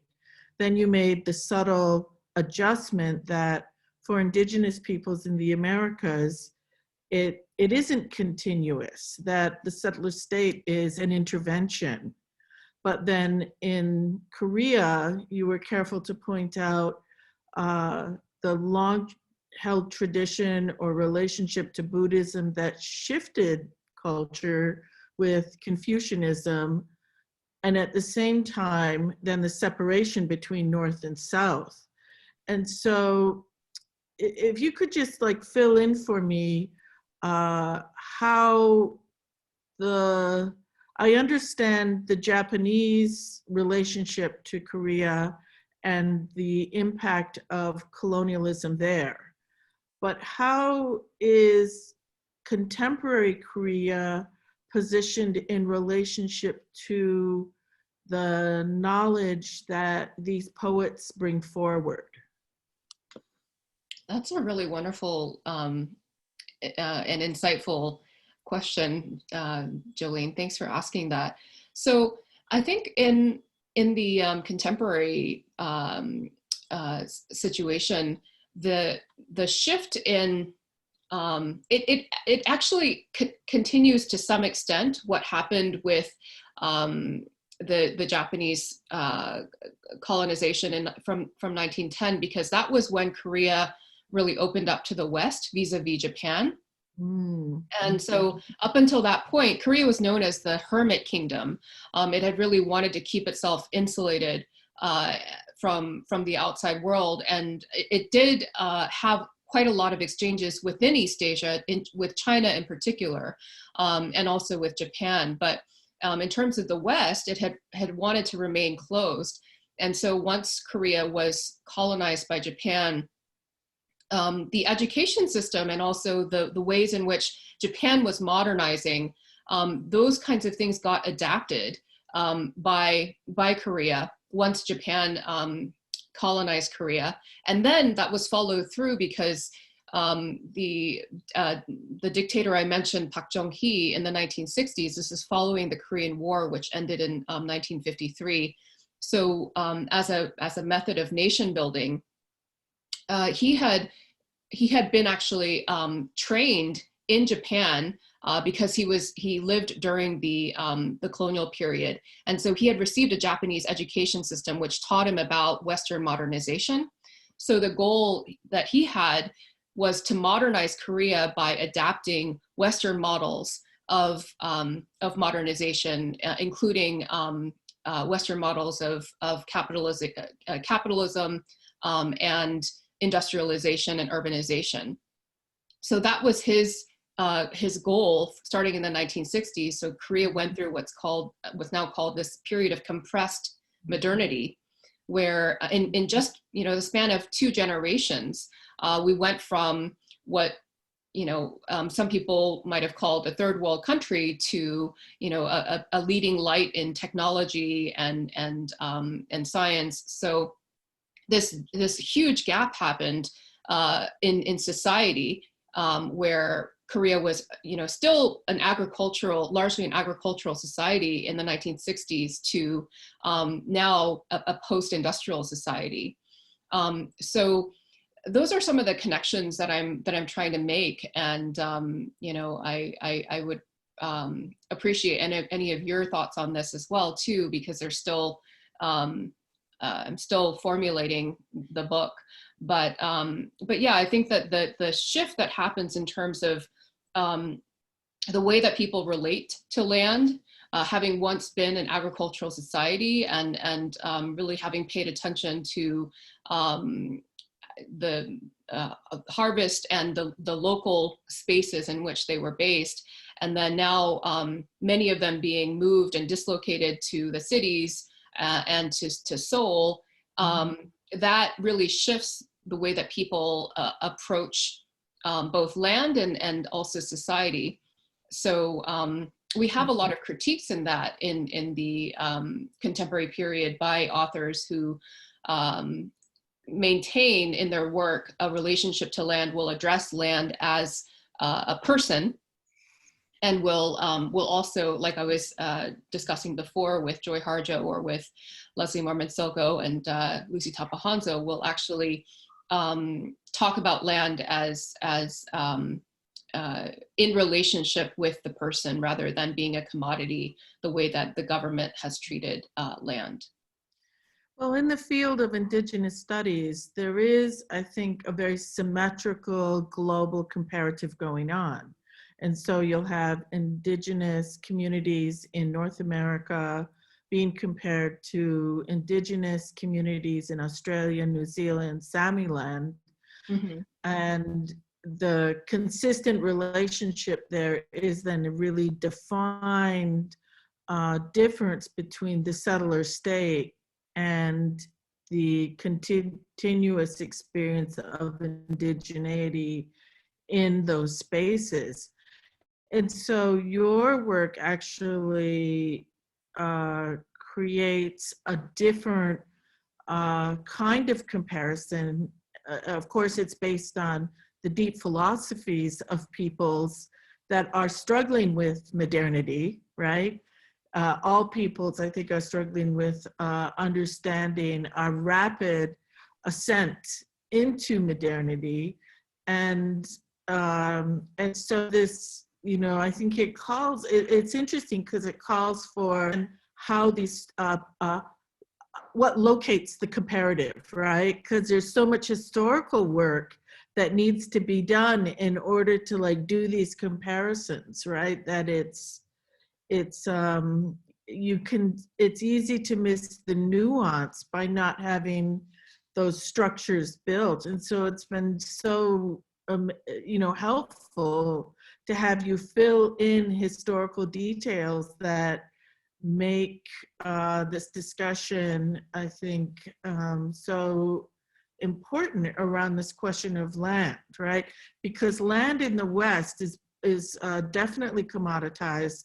but it's also part of the ownership, it's part of the ownership system. And it is not seen as a sentient being. Right. And it's discussed within the context primarily of the environmental movement, but we have to be able to think of it as a sentient, get beyond the scientific reductive notion of land.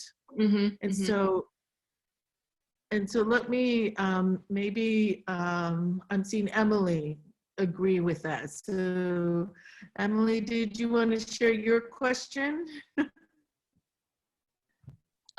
Sure. I think you touched on this a little bit in the other question and answers, but I was interested in kind of your discussion of Kim Mason's work on how it relates to kind of a feminist project and how the kind of link between her, like the orality of it and a feminist work, and was wondering if you felt like that was a link which kind of was specific to her work or kind of also related to the aspect of oral tradition and poetry that you're kind of building across both contexts. Yeah, thanks, Emily. That's a terrific question. So Kim Hae-soon draws this kind of literary heritage back to oral tradition and oral performers, and I think she's not alone in that. In the Joseon Dynasty, women, particularly under a Neo-Confucian system, they were not encouraged to receive an education because they were seen as not capable of ascending to civil service or these ranks that were reserved for men.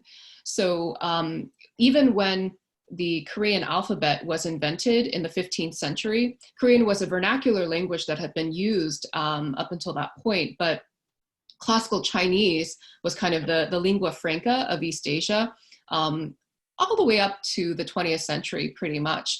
And it's a very difficult language to learn because it's not phonetic. Whereas when the Korean script was invented, it was phonetic, and the idea was to democratize knowledge, to make it more accessible for people. And yet it was treated as they called it a vulgar language, right? So the Korean script, while it could be easily learned, still wasn't seen as a language of literature or of letters. And it remained, women would write letters in the vernacular script, in Hangul, in Korean. And they would learn pretty much in this bifurcated way. Men would study and write in classical Chinese, and women would write, daily letters to friends and people in their community in the vernacular Korean. So there was this tie from all the way back to the 15th century to women writing down words from the oral language, and writing not the kind of poetry that you would see in this formulaic way for classical Chinese, but writing the way that you would speak. So there was that connection kind of going all the way back to the 15th century. And I think when she talks about feeling like her heritage is based there, it's really that bias that women wouldn't be capable or wouldn't have the ability to achieve literary greatness, or didn't have the importance to be part of that literary network that was written in classical Chinese. Fantastic. And I don't recall that Lucy Tapahanzo thinks of herself as a feminist. She hasn't. I don't think she does, and I think that what I've from the interviews that I've read, I think she speaks of the Diné community as matriarchal to begin with. So there hasn't necessarily needed to be this intervention of feminism, because that respect for women and the idea that people originated from changing woman is kind of built into the DNA philosophy. So she doesn't articulate herself as a feminist, but I see in her work that that she is very concerned about the social aspects of life as a woman. Right, right. Well, I think Professor Chavez alluded to the fact that there is a direct impact in the Dene community of patriarchal ideals because of contact. And I think in part, would you argue that Tapahansa's work is part of her effort to try to continue to balance the impact of the male voice there? Yeah, definitely. Yeah, I think that she, you know, while not defining herself as a feminist or articulating that philosophy, she definitely tries to bring things into balance in her work, and often talks about situations that she feels are out of order, and the speakers in her poetry are when they enter into conflict, find a way through dialogue to become equals. So yeah, so I think that's definitely you know, part of her work, but something that we might be reading, something that we might be interpreting, whereas she might not herself identify as a feminist.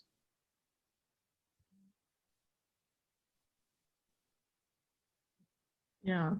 So throughout the lecture series, I think we're going to have to tease out this a deeper understanding of Indigenous notions of the feminist discourse. That we haven't done that work yet. Yeah. This is really the first time it's come up. Della, I think you had an interesting question about orality. Did you want to bring that out? Oh, me? Now I'm frozen. Everything's frozen. Oh dear. Okay. We can hear you. Oh, perfect. That's great. Okay, yeah, I was wondering, because going through this, I was thinking about how this sort of study of the value of oral tradition is, like, thankfully becoming more commonplace. It's not like completely considered to be out there. And I felt that examining the work and the lives of these two poets did bring another dimension to it, but I was kind of wondering about that journey for you in deciding to focus on them, and what, like, perspective you understood them to be bringing, and what you might have discovered going through that as, like, it sort of transformed for you too. Yeah, thanks for your question, Della. When I began, this, you know, this also goes back to when I was an English major and we were looking at epics by Homer, for example, and talking about the Odyssey. We never addressed the fact that the Odyssey is a work of oral tradition. You know, this was a work that was performed and had an instrument to accompany it, and was performed in bars, and was a kind of raucous social event, right? Not this, like, rarefied text on the page, the way that it was presented to me. And so when I learned that the Odyssey was this epic performance, I wondered if there were, you know, any other traditions in the world that were still being performed. And I was lucky that it, you know, I could speak Korean, and I went to Korea and then did some field work on the pansori tradition, which is still being performed. But to your point, I noticed that in the scholarship, there's this extreme bias against oral tradition, and a sense that it's maybe not as worthy to study, or it's somehow something that is, you know, in the past, and here we are in the present. We're more in a situation of where literacy is dominant. And what I found in my research is just that in the Korean case, pansori and shijo, this lyric tradition as well, they're still being performed today. They're still also being written today. And so the written and the oral are not in this binary relationship.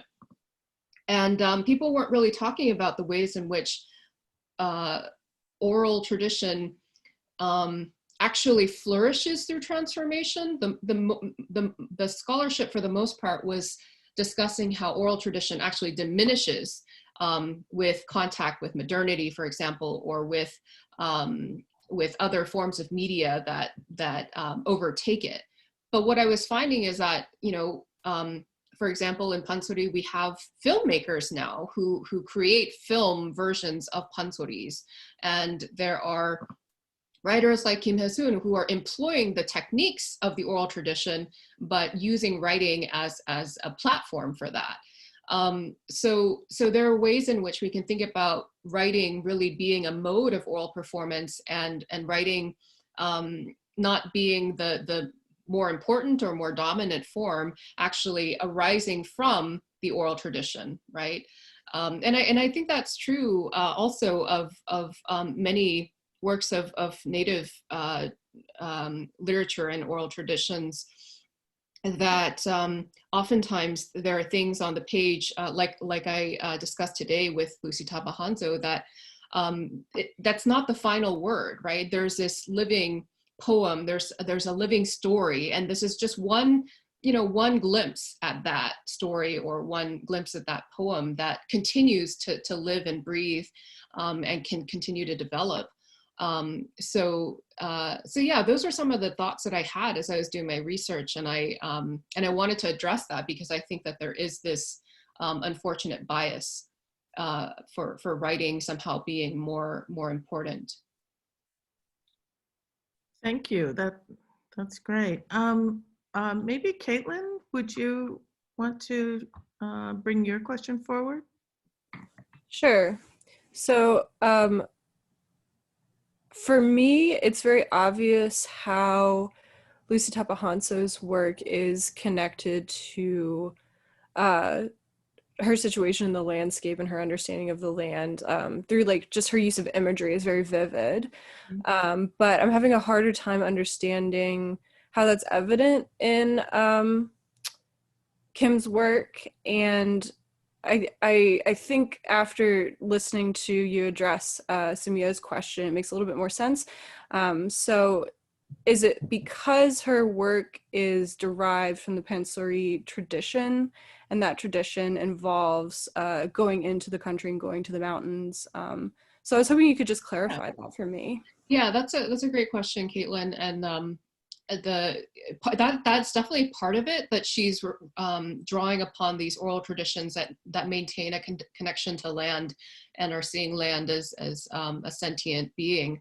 But also I didn't quite have enough room in my talk, in the time of my talk, to give examples of poems that directly, explicitly have images in them of addressing land as sentient interlocutors. But this is a tradition that we can see in the 20th century, starting in the colonial period, with poets like Yi Sang-hwa. They talk about land having been stolen, and address the land as like a lover, or as someone who has left or is abandoned, and will directly address the land as someone who is beloved, and wanting that relationship to return. And in the feminist context, for contemporary poets like Kim Hae-soon and Choi Seung-ja, they often create these darker portraits of relationships to land, where they relate the female body to polluted spaces. And they'll talk about like the plastic in the oceans, and how women's bodies, women's bodies have graves in them, they say. And in that same poem, you'll have images of the polluted ocean, and the ways in which animals in the ocean, fish in the ocean, are dying. And they relate that to the oppression that they have felt from patriarchal dynamics within literary circles. So yeah, I wish I had more time and I could bring in some of those poems as well. But there are definitely examples where we can see poems directly giving us images of land. Yeah, fantastic. We've got two more questions. We could maybe ask Frances. Yeah, hi, thank you. That talk was great. I'm thinking about like how oral traditions are kind of kept alive, right? If they're living, they must be passed on. And I'm curious if you can speak about like what the younger generation tends to think about these like oral and these musical aspects of living poetry, and like if these authors have spoken about how do they like use these living poems or living or like musical aspects of the living poetry to connect back to like the younger generations. Yeah, that's also a really important point that you bring up. In younger generations, pansori is unfortunately somewhat devalued, I think. When I was doing my field work there, when I went to concerts at the National Center for Traditional Korean Music or the National Theater, most of the audiences were, 40 plus. And, there were a few younger people, but they were in the musical community, like they were training themselves to sing.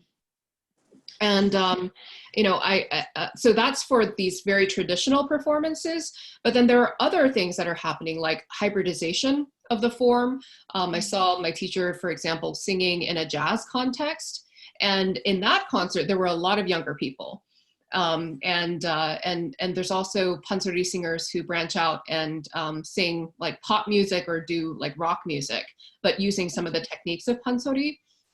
So when I did my interviews, people would tell me, it's important to maintain that connection to tradition, and it's called 전통 pansori, traditional pansori. It is a foundation that you need, but at the same time, you want to stay relevant. You want to connect with other forms of music that are happening today and speak to audiences, not only in Korea and not only younger audiences, but audiences around the world. So I think that singers, including my teacher, are really invested in expanding the possibilities of these oral traditions beyond their traditional context. And it actually, when you think about it in the macro perspective, pansori has always been evolving. It started as this lower class form, but then became in the 18th century became patronized by the literati and started to integrate upper class forms of music into it as well. And so it's always been evolving, and it's only really in the 1960s when we have this national treasure system that encapsulates, okay, this is what pansori is and must be. And these singers who are given the stipends from the government to continue the tradition have this imperative to teach it in that way and that way only. But you see people who are outside of that national treasure system really trying to help the flourishing of pansori through speaking to other forms of music and other audiences that are out there. It's interesting that you draw this out, because as you're saying this, I'm thinking about, so how does that work in Indigenous space? And I began thinking about how reduced or flattened the understanding of ceremony is, because I think when you're talking about pansori, that it's that large category for Indigenous peoples of ceremony. And then within that, there are all these different kinds of ways that ceremony is conducted, but in a sense, it performs that same role in society. And so like there's the Nadale chants, which, in my mind begins to be comparative to the singing to this point of pain, because there is this relationship that the spoken word or the orality has within the ceremonial cycle, and they're very specific. But poetry is a modern hybridization, for Indigenous peoples. It isn't really like a traditional category in the way it's understood in the abstract in the West. And so again, these are like part of the conundrums of cross-cultural comparative analysis. It's like, it's tricky even how to even talk about these forms, you know, because what Tapahanzo's doing and these other poets, these other people, is they're in the hybridization space, right? When they're making, when they're putting these forward, and so it's, you know, thank you for making me think about that. Yeah, that's a really insightful connection to, that I didn't think of myself. But you're right. Tapahanzo is, when she's, you know, creating sestinas and integrating Navajo language into them. I mean, she's hybridizing that form and also working in a hybrid space. Yeah, yeah. So, Waylon, did you have a question today that you wanted to share? Yes, thank you. Thank you so much for your talk. So I work a lot in digital technology and cultural teachings, Indigenous cultural teachings. And so I wanted to ask, so if we look at written literature and recordings as technology capturing snapshots of human thought, it acknowledges a significant temporal element, which you argue that engaging with these technologies contributes to the contemporary flourishing of oral tradition. And so my question is, if we look at the oral tradition as a technology to orchestrate snapshots of human thought, then what is the relationship then to the numerous technologies that are available today, and perhaps even related to this current moment of distant learning and like distance learning and place-based knowledge? That's a really rich question, Waylon. There's a lot to think about, a lot to unpack. Yeah, in the Korean context, I was really amazed that recording devices and these forms of capturing what those temporal moments are essential, really, to carrying the oral tradition forward. For example, my teacher she's from the Eastern School of Singing. There's a Western School of Pansori Singing and an Eastern School. And when the National Treasure System happened, Pansori singers who originally had to learn all of the 5 extant tales and master all of those tales, they were assigned like one tale to be a master of, right? So my teacher from the Eastern tradition, her teacher never taught her a tale called Shimcheonga, a tale of filial piety, where a young woman gives her life for her father to restore his eyesight. So she was never taught that tale, and because she wasn't taught that tale and other students were not taught that tale, the Eastern school tradition of that tale basically was about to die out. And the teacher had passed away recently. And what they were able to do is they found that before the teacher passed, she decided to record on her own, alone, the tale, because she realized that she wanted that to be passed on to future generations, but that socially it was not, or within the National Treasure System, it wasn't permissible for her to transmit it. And so my teacher, put it on her iPhone and just learned it, as if she was there with her teacher. And because she was so knowledgeable about the conventions of performance, she was able to bring it back into live performance and then pass that on to her students as well. So those slices of time that we can't get back, it's kind of amazing that these technologies enable us to bring things back into performance. And that reminds me of language revitalization for Indigenous peoples as well, right? Like certain anthropologists may have gone into communities and recorded things that later have been reclaimed by peoples from those Indigenous spaces and served in language revitalization efforts. So it's interesting how technology can be used to further the continuance of oral traditions. Well, that's was a fantastic set of answers and questions today. I really appreciate, the fact that you let us kind of really probe this, this topic. And I'm sure that the students would agree that, I think we all learned quite a bit about a form that many of us probably never really were exposed to that much, I mean, so this has been amazing. I think, we want to,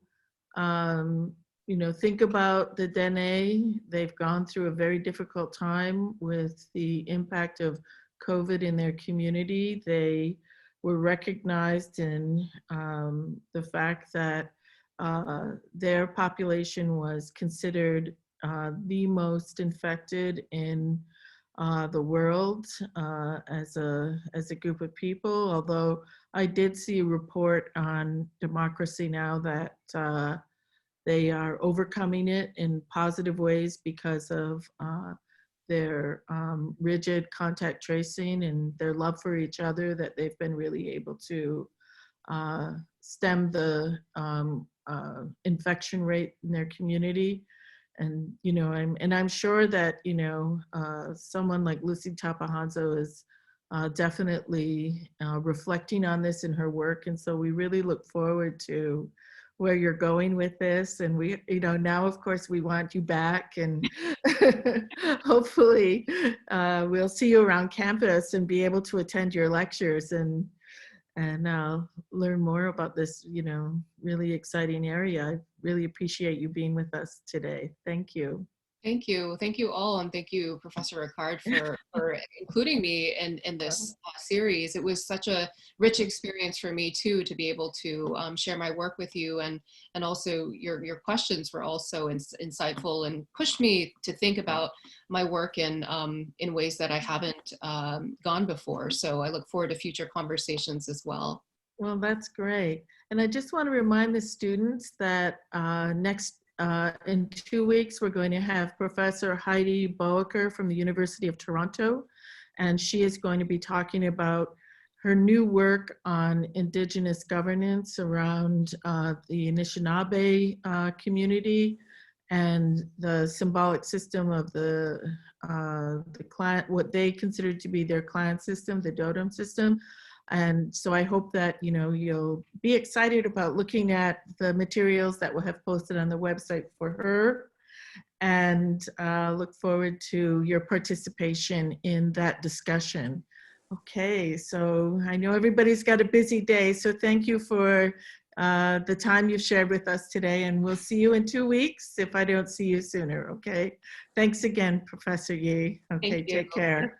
Take care. Thank you. Bye. Bye. Hi, thank you. And thanks, Ben. Sorry I didn't mention it, but thank you, Ben, for helping us today. Oh, that's quite all right. I'm happy to be a part of it. Okay, great. All right, thank you. Well, I hope we can catch up soon and have some fun. That would be great. I don't know how, but we'll figure it out. Yep. Okay. Thanks again. Take care. Okay, Bye. bye-bye. Bye.